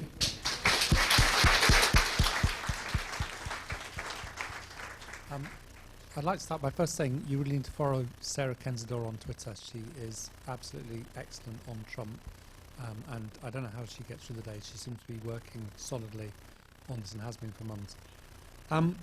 Looking back to 2016, I think 2016 and 2017 will be seen as two of the most, I think these are really turning point years we're now in. I think we're seeing globally a crisis of the post-war architecture, the 1945 victors. So this is, in terms of the great cycles of history, the Congress of Vienna, the Congress of Berlin, the League of Nations, and now the United Nations. This is the end of that cycle, I think, that we're seeing. We're seeing in the United States a crisis of confidence. After the collapse of the Soviet Union, we had this period that led to the invasion of Iraq, of hubris and this sort of monumental Tony Blair's speech about remaking the world, and we're now seeing the downside of that. The Republican Party has effectively collapsed and been taken over by a kleptocrat. I think democracy in the United States, people were talking earlier about the 2020 election. Well, I think there'll be two Trumps on the ticket in the 2020 election. And I think the mechanism that already exists in the United States is going to be used by Trump to gut the Democrat Party. I don't think you're going to see a clean and fair election again. I think the situation is worse than people can imagine. The US has the many elements of the US Constitution that we've known for a very long time don't work. One of the innovations that Putin brought in is this managed democracy, where you have parties that are the opposition parties in Russia are controlled by Putin. He controls both sides of the house. American politics is quite odd in the fact that the political parties are semi-nationalized and have been since 1948. So when they talk about a primary election, the primary election is a selection. In the UK, I, as a member of the SNP, cannot take part in Andy's Green Party selection. In America, Andy would apply to Edinburgh District Council saying, I would like to be the candidate for the Green Party. And the person dealing with his selection in that election could be an elected representative, it could be me. And that has kind of worked in the past. But you have this bizarre situation where you semi-nationalise political parties, and the opportunity to use that to destroy the Democrats, and the way that the Republicans are currently doing in North Carolina. I don't know if people following the North Carolina state battle. So I think there's a real problems with the United States, and the crisis is much deeper than we think. The UK is having a similar crisis. The Brexiteers are split between sort of Farage Trumpists who believe in intrinsic British greatness and the sort of British Reaganites who want to sail off into this Anglosphere. And they're all obsessed with the idea that Britain is still a great power, which was a large part of Tony Blair's obsession with Iraq.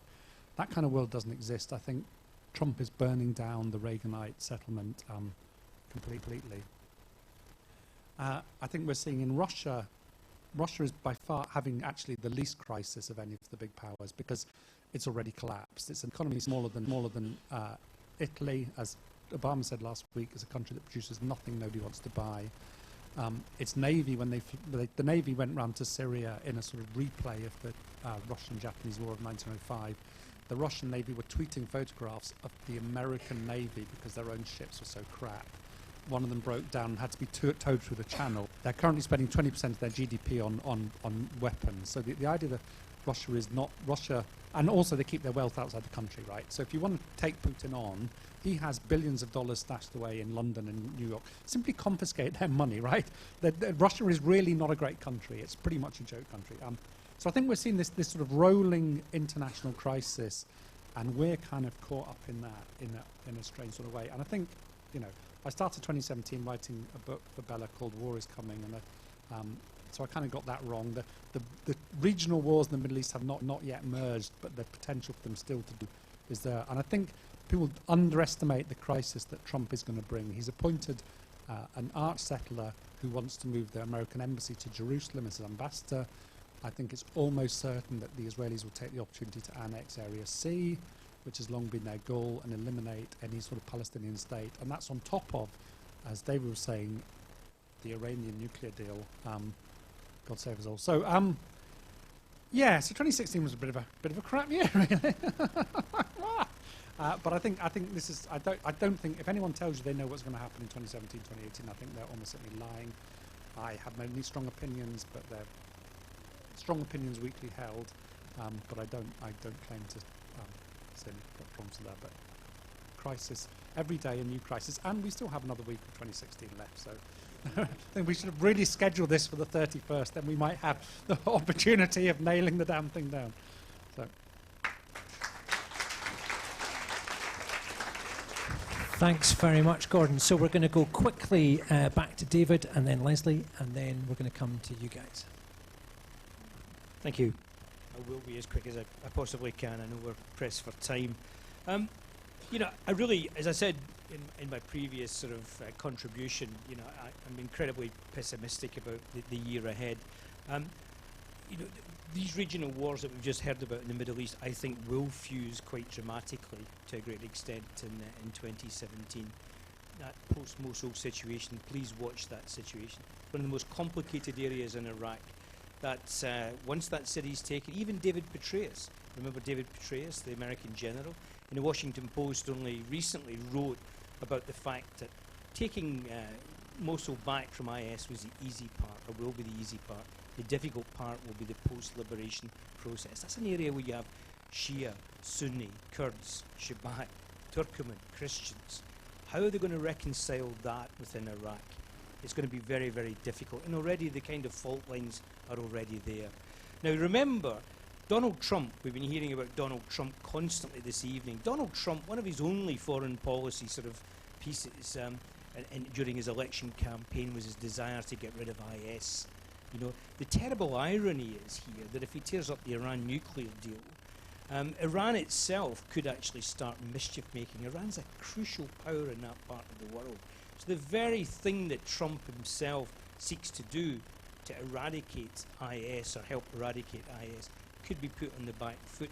Actually, IS are on the back foot right now. There are actually some serious inroads being made into their erosion, which of course poses problems for Europe itself. I mean, we had the incident in Germany a few days ago, and I think we can expect to see more terrorist attacks of that nature as the caliphate collapses and many IS members and others move here. So, it's a volatile 2017 ahead. Everywhere I look at the moment, I see from home to abroad democracy under threat. I think that's got to be the key theme here. Everywhere you look, democratic institutions seem to be being bludgeoned are under threat. That's going to be the challenge for 2017. Allied to that, human rights. Everywhere you look, human rights are under threat. No surprise there when democracy is under threat. These are the challenges that we will face.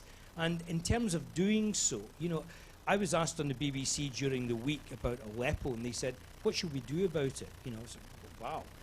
How do you answer that question? I said, well, the only place really to begin is for each individual, each and every person to actually start doing what they can. I know it sounds crazy, this writing to your MP stuff or whatever, you know, but the ways to stop arms sales to Saudi Arabia is by putting pressure on government. We need to start at the ground and work upwards in these. Every shoulder has to be to the wheel to defend these democratic institutions and principles that we hold dear. I'm sure most of us hold dear in this room. They will be under threat in 2017 like never before in decades. And I think it's incumbent upon each and every one of us to actually just put our shoulders to the wheel in whatever way we can, within our groups or institutions, writing to our newspapers, writing to our MPs, old-fashioned they might be, but crucially important in terms of a popular front, if you like, of activism. Thanks very much, David. So I think Oshin's got a microphone at the back, and we're going to go back to you guys. It's interesting that David talked of Yemen and Saudi in the same week as we heard about idea of an oath to British values, an extraordinary concept. Gordon talked about British Reaganites. David talked about a future civil war in Iraq. Laura talked about reasons for hope. And Leslie talked about an imminent Scotland of the North. So I'd like to hear your own thoughts or questions or ideas. Yes. If you just wait for the microphone, it's just right there. Thanks. It's sort of directed at David. Yeah, no.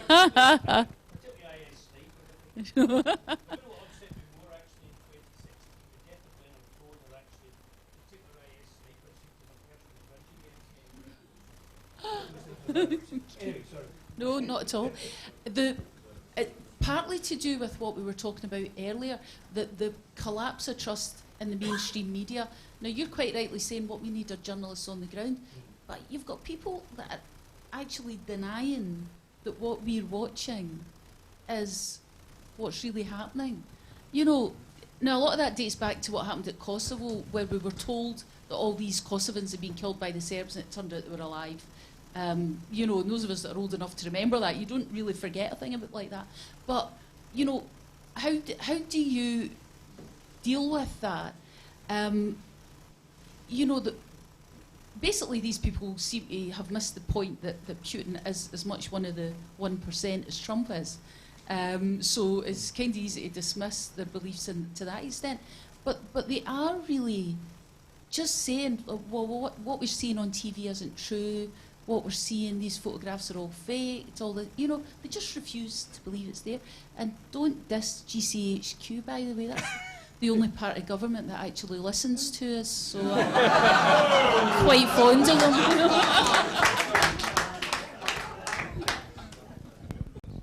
And it looks as though they'll be listening to us even more in the year ahead. I think there's two aspects to what you mentioned there. One is the challenge facing the media generally. I mean, and that's been long-standing. I mean, the demise of newspapers, the reshaping of the media landscape. I think that's been with us for some time.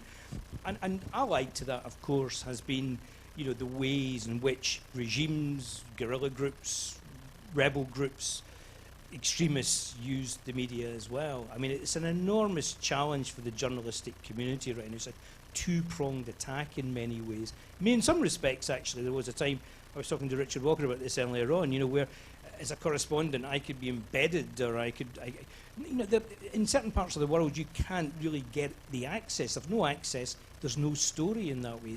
It's a massive problem. I think there needs to be, on the first aspect, there needs to be a rethinking amongst us all as to what kind of media we actually want here. You know, I'm not ruling out social media, and I'm not equally ruling out the print media either. You know, but we need to make demands, if you like, of those who run newspapers. In some cases, you'd be hitting your head off a wall, I know, and there's no point in pursuing that. But there are other areas within the media, I think, where we need to show our support for those journalists who are doing a good job, because the media constantly gets hammered here, and we forget that, you know, we've got a lot of allies there within the media as well. So there needs to be individual support and support shown for those journalists themselves. I'm passionate about the need to actually have and continue to pursue foreign stories. I think it's really dangerous. We heard about isolationism earlier on, not understanding what goes on in a cave in Tora Bora, you know, impacts us on us all. That's why 9/11 happened, you know. If we don't have that, you know, eyes and ears on the ground and that kind of reporting, it's a structural problem, but it's one that can only be solved with each of us actually demanding a certain kind of journalism. Thanks very much. We've got a question over here, and if we could take 2 or 3 questions, and we'll move on. Thank you. Graham Purvis. I'm afraid my question is primarily directed at David as well, and I don't want I hope some of the other members of the panel will pick it up, because I know several people have talked about at least 2, I think, members of the panel spoke about the Iran nuclear deal, and I was glad that David picked up the question of Iran in the second part of his remarks, because I think Iran is quite important. I think in the UK media, at least, the dominant narrative seems to be that Iran is part of some new axis of evil, but I suspect it's not simply a stooge of Russia, which I tend to agree with the speaker at the far end, that Russia is in some ways a Mickey Mouse country. But Iran is a country with a long cultural history going way back beyond Islam, despite the fact the best efforts of our great European hero Alexander the Great to rub it out. It's still there, and I just wonder whether David thinks that despite its involvement in what is happening in Syria at the moment, there are positive ways of engaging with Iran, which is a major player in the Middle East, and whether there's anything positive that might come out of that. Okay, thank you. Have we got other questions that we can take before we come back? Yes, over here, Roshan. Hang on, if you just wait for the microphone so that people on our live stream can hear you. There you go. Thank you. I wanted to ask about this idea of sort of creating a Scottish foreign policy. You see the way that Leslie was talking about how much, if you go to other countries, if you're in the Faroe Isles, how different they are and what they do, and what kind of things do you think, like, what kind of things does everybody in the panel think we can do to create this foreign policy, apart from like sitting in a pub talking about it over a pint? But that's kind of as useful as what your desert island this would be when Kirsty's never going to ask you on. So what kind of things can we do? Thank you. Any other questions? No. Okay. So maybe the panel would like to respond to the idea of a Scottish foreign policy, how we can engage with that, and the issue of Iran and Syria. Leslie, would you like to? Well, a first thing might be to take a leaf out of Sweden's book, because Radio Sweden has 16 foreign correspondents. It has a population, you know, well, actually now I've forgotten, I think it's just over ours, but it's not much more. And it's got 16 foreign correspondents, and it decides where it wants to deploy them, so that it gets good reporting from places that matter to it, some of which may be the same as anybody else's stuff, but it wouldn't dream, actually, of be sitting having sort of third-hand stuff handed to it by a country, to it, sort of Britain, Westminster, London, whose worldview is pretty warped. No, I don't think it will, because this would be a fundamental question. I'm seeing Ian Ritchie sitting in the audience here, and Ian and I last really saw each other about 5 or 6 years ago, or maybe more, when we decided to try and set up an alternative public service radio station in Scotland as an alternative to Radio Scotland, because we thought it was not good enough. And we sort of went, oblique spent or wasted 18 months of our life going round all the great and the good in Scotland and getting everybody purring strongly, but discovering, and in fact going down to London, we went to DCMS and spoke to them. They thought it was a marvellous idea. Our thinking was, in fact, we contacted the public service radio network in the States, and they were going to give us free access to all their material. In fact, even because we were probably a bit slow technically, they were going to give it off the normal feed that they send to the rest of Europe. We were going to get special treatment. No one was interested, including the Scottish Government. We finally thought, as a brainwave, that we could go in and buy the medium wave frequencies of Bauer Media. Because Bauer is basically reproducing its music, which it has on FM, on medium wave. And it's both quality. There's also the beginnings of a kind of grammar that you get speech on medium wave because Radio 5's there. So there was lots of reasons that that might have been a reasonable idea. So Ian and I kind of like went in and asked to buy Bauer Radio's medium wave frequencies. And the guy actually said, that's quite a clever idea, actually. The sad thing is that Bauer Radio is a family company which has never sold an asset in its life. Now, I don't know whether or not that is the case today, but I'll tell you what I do know. If we don't start doing something, instead of just talking endlessly about, you know, what we might do come the day later when we push the button when we're independent, we will be getting absolutely nowhere. You need to stand outside in places that have got nothing and have done more than us to recognize that we are just passive now. And we have grown to expect, I mean, the SNP's policy on the media is to give more resources to BBC Scotland. Now, you know, in an ideal world, yep, a public service broadcaster is something you want to support. But I don't know if we're in that ideal world, and I don't know, actually, if even if we were, you might not think it was quite a good idea to be developing a Channel 4 in Scotland as an alternative to the BBC. But we can't even have that discussion because our minds are closed. It's back to that domestic policy agenda again, where we have no verve. And people respond to verve. You know, we need to get it back rather than sitting going round in circles here. It would stimulate the hell out of us to see ourselves do something.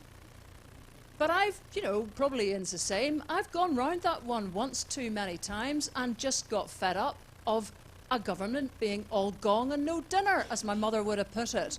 So if anybody else has got the energy, go on yourself.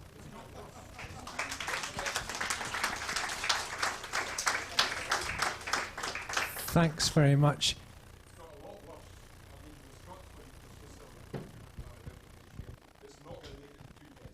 Okay, thank you for that. And on that note, I would like people to put their hands in their pocket and support Bella Caledonia. Next year will be 10 years old, but we might not get there because there's a lot of people who take our content and pay nothing.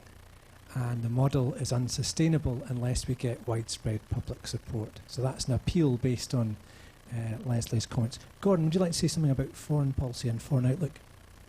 Yeah, a couple of things. Yeah, I think the Iran deal is quite critical. I think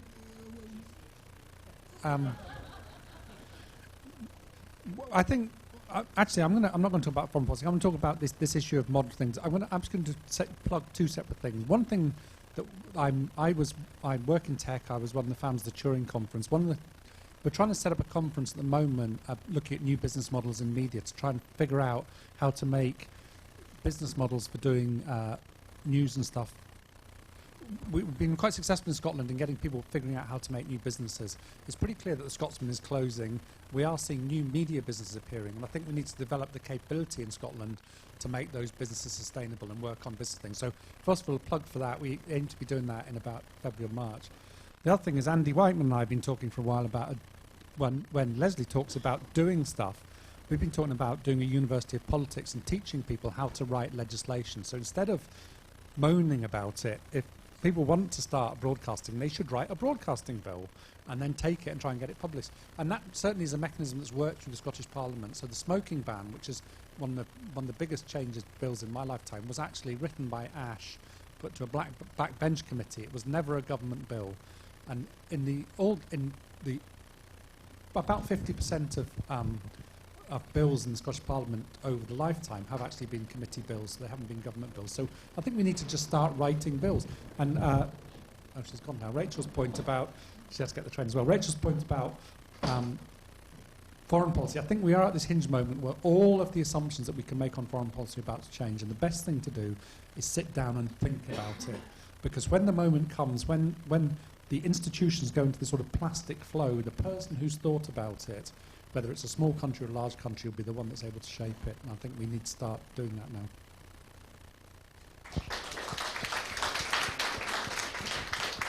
Just to quickly address both questions, if I can take the foreign policy issue first.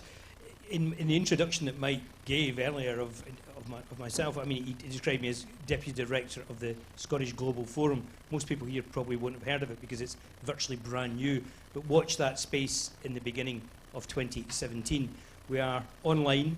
You can Google it right now. We're setting up a platform for the discussion of issues to do with Scottish foreign policy, democracy, humanitarianism, human rights, defence, security, all of these things. It's high time Scotland had that, and that's why we're implementing it now. If we don't start building these blocks now, then we're going to be caught with our drawers down when it comes to independence, and we need to have that in place. So please have a look at the Scottish Global Forum's website.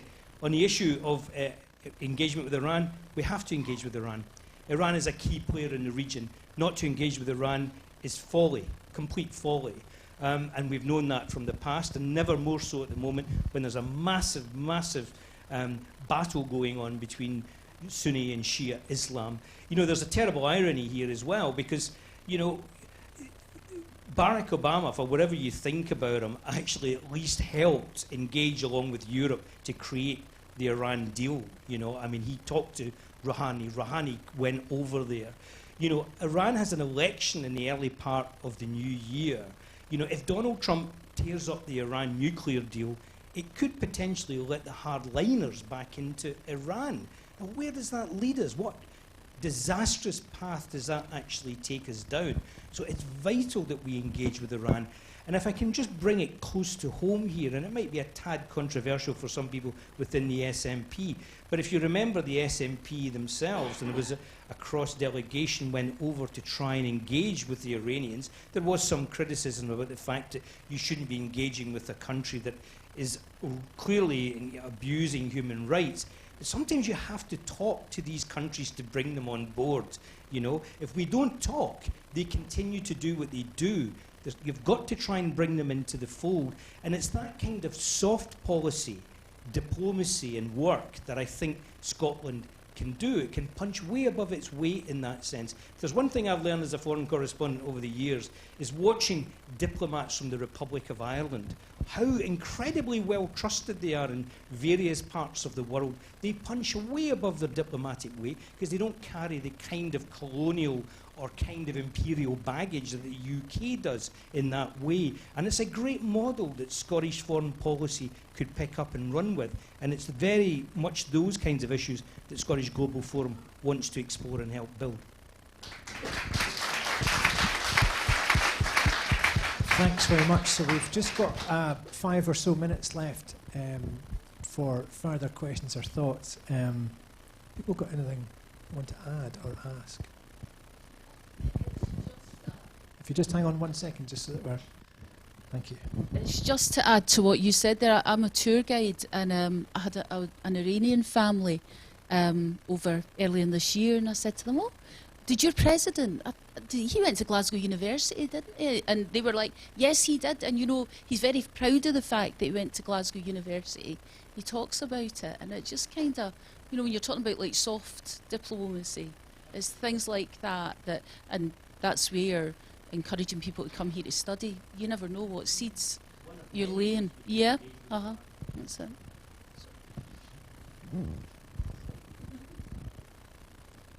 Laura, did you want?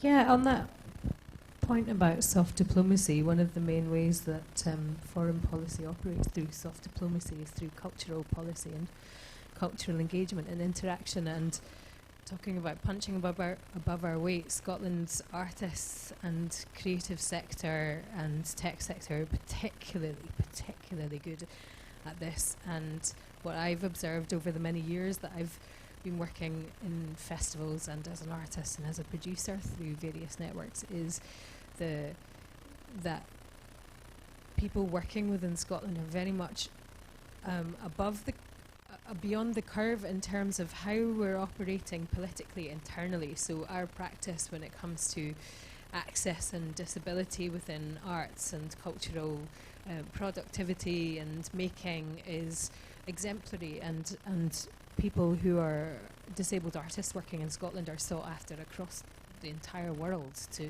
talk about how that works, what we've done to change the models that support that access to professionalism and productivity and enable that to happen.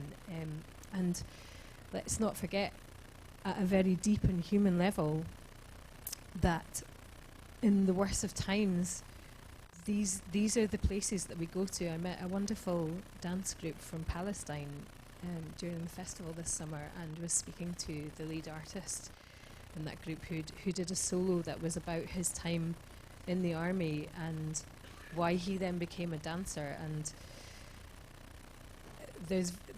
he expressed such a deep and keen understanding within the culture and within his community that beyond food and water, the culture, the art, the telling stories, the songs, the dance was what kept them alive. That absolutely kept them alive. And sharing that, and particularly with refugees in our country and people that have migrated here and are integrating as part of Scottish life and becoming great citizens within our diverse nation.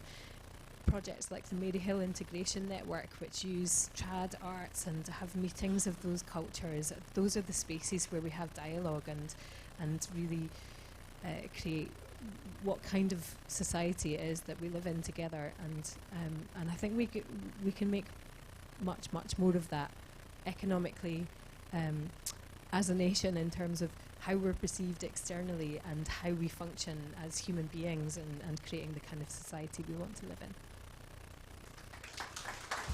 Thanks very much. We're going to end tonight, and I'd like to ask, when we do end, if we can take these seats that you guys are sitting on that side of the pillar. We're going to stack them so there's a bit more room for us.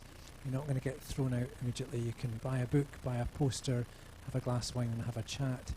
I'd like to thank very much everybody from Indie Live who helped us with the streaming of tonight, and please give them a big round of applause. And I'd like to thank also all of our panels, both the old panel from last year and the new fresh panel from this year. Please give them a big round of applause. So thank you very much for coming this evening. I hope you enjoy 2017 more than 2016, and have a very Merry Christmas. Thank you very much for coming. Thank you.